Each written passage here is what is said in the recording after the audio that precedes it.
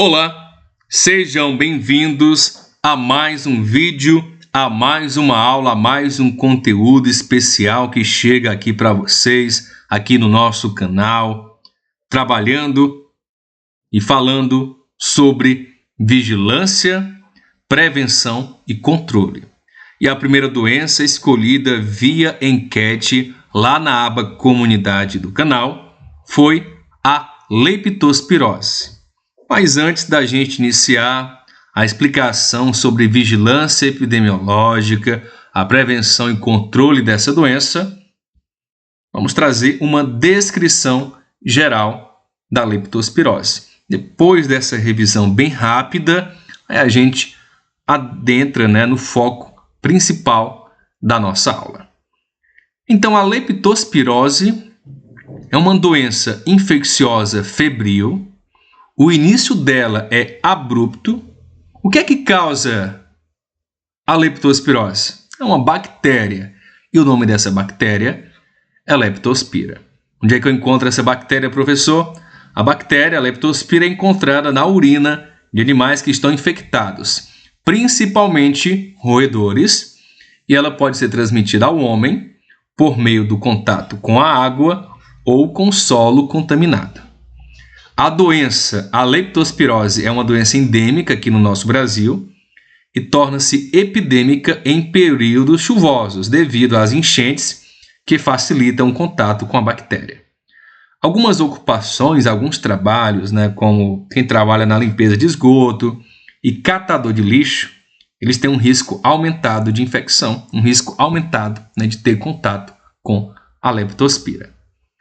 O período de incubação varia de 1 a 30 dias. Os sintomas da leptospirose são febre alta, dor de cabeça, dor muscular, náuseas, vômitos e, em alguns casos, a pele amarelada, que é o quadro de icterícia.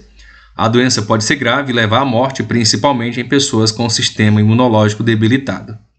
Enquanto a letalidade geral nos casos de leptospirose que são notificados no Brasil é de 9%, os pacientes que desenvolvem a hemorragia pulmonar é de quase 50%.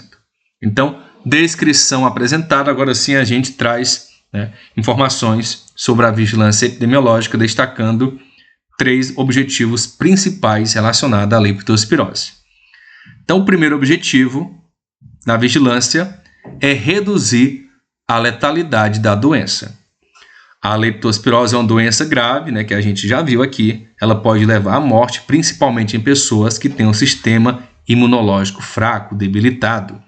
A vigilância epidemiológica da leptospirose tem como objetivo reduzir essa letalidade. De que forma, professor? Por meio da identificação precoce dos casos e também do tratamento adequado da doença. Para isso, é importante que os profissionais de saúde estejam atentos aos sintomas da doença, que incluem febre alta, dor de cabeça, dor nos músculos, náuseas, vômitos. Os casos suspeitos devem ser notificados ao sistema de vigilância para que sejam investigados e tratados o mais rapidamente possível. O tratamento da leptospirose é feito com antibióticos, que são mais eficazes se iniciados de maneira precoce. O uso de antibióticos também ajuda a prevenir o desenvolvimento de complicações graves da doença, como insuficiência renal, insuficiência hepática e insuficiência pulmonar. Então, um dos objetivos é reduzir essa letalidade. Objetivo 2, monitorar a ocorrência de casos e surtos. Então, esse monitoramento ele permite que as autoridades de saúde identifiquem as áreas mais afetadas e implementem medidas de controle e prevenção. O monitoramento da ocorrência de casos é feito por meio da notificação dos casos suspeitos e confirmados ao sistema de vigilância. Os dados de notificação são analisados para identificar possíveis surtos da doença. Os surtos da leptospirose geralmente ocorrem em períodos chuvosos devido às enchentes que facilitam, como a gente já citou, contato com a bactéria.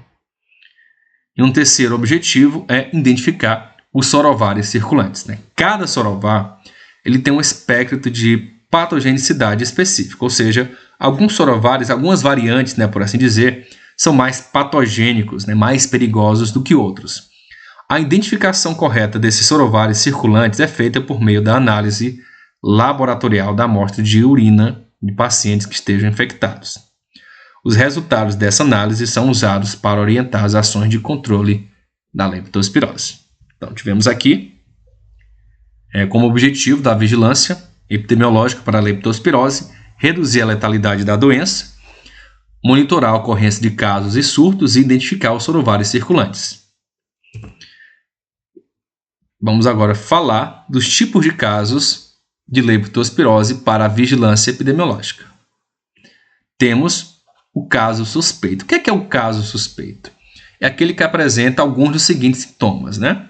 Ou os seguintes sintomas, né? Febre alta, né? 39 graus ou mais, cefaleia e mialgia, né? Que são dores musculares.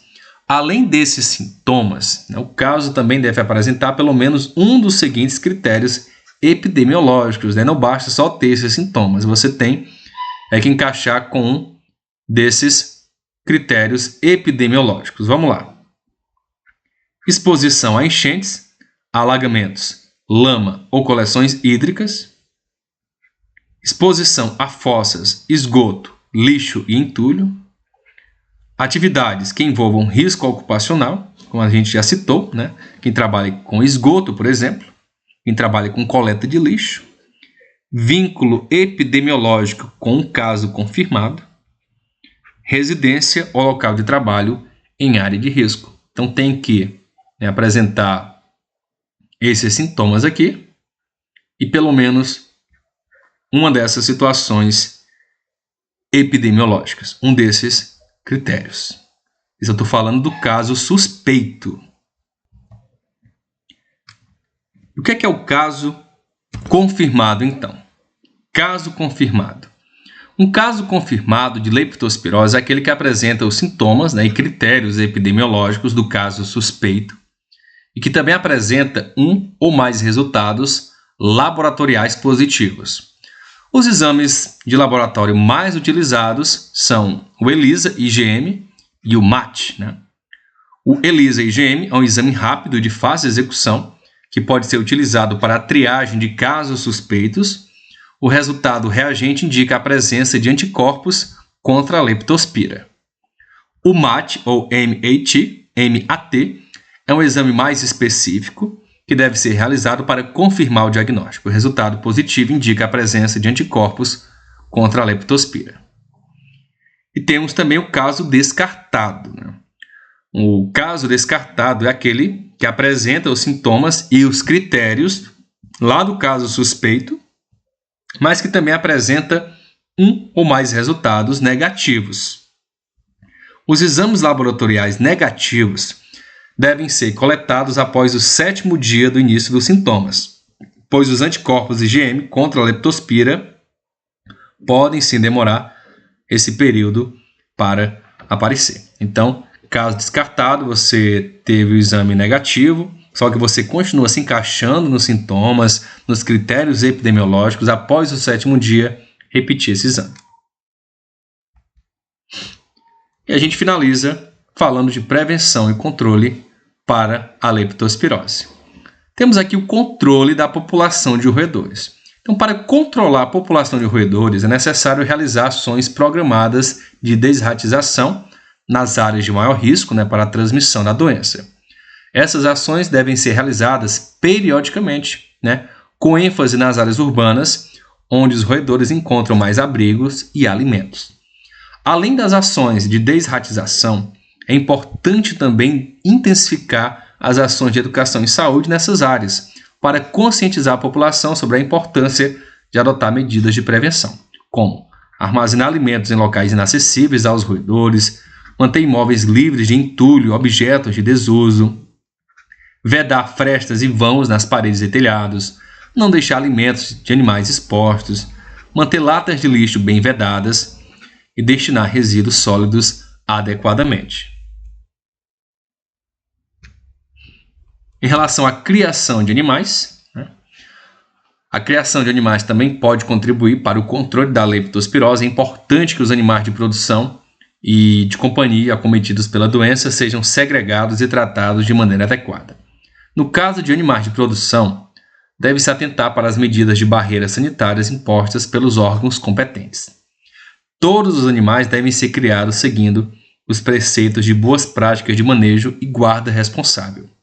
Isso inclui higiene animal, especialmente a remoção e destino adequado de resíduos alimentares, excretas, cadáveres e restos, a limpeza e desinfecção permanente dos canis ou locais de criação também são medidas importantes para evitar a proliferação de roedores e o risco de adoecimento e transmissão da leptospirose. Temos também que ter cuidados com a água para o consumo, Garantia da utilização de água potável, filtrada, fervida ou clorada para o consumo humano, limpeza da lama residual das enchentes, limpeza de reservatórios domésticos de água. Cuidados com os alimentos, É perigosa, qualquer tentativa de reaproveitar os alimentos que entrarem em contato com a água como medida de prevenção. Antes do início das chuvas, o ideal é armazenar os alimentos em locais elevados, acima do nível das águas. Mantê-los devidamente acondicionados e fora do alcance de roedores, de insetos ou de outros animais. Lavar as mãos com água tratada antes de manipular os alimentos. Para finalizar, saneamento ambiental. O controle de roedores e da leptospirose depende do saneamento ambiental e da habitação.